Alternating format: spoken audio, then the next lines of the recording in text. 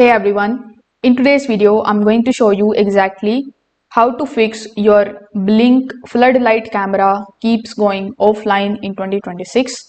Now Blink floodlight cameras rely on the sync module and not the direct Wi-Fi like many other cameras. So if your sync module is offline, your camera will also appear offline. So in order to fix it, first of all, you need to open your Blink application. After that, in it, you just have to basically check the module status.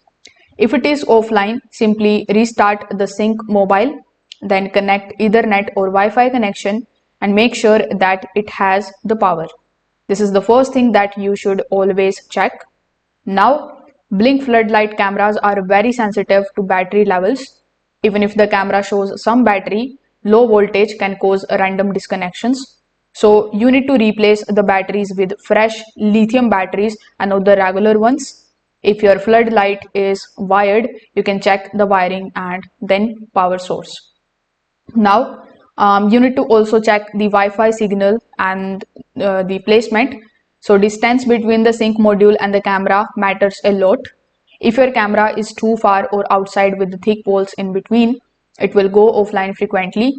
So you need to move the sync module closer to the camera. Make sure that you keep it away from the walls and the metal objects. Also, avoid placing it inside any cabinets. A stronger signal improves the stability instantly.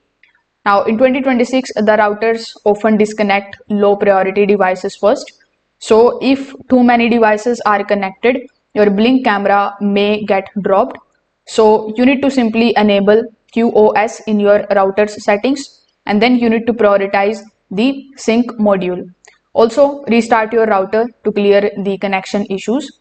So, you can try these simple methods and see if your Blink floodlight camera is online again. If this video helped you out, make sure that you like this video and subscribe to the channel. Thanks for watching.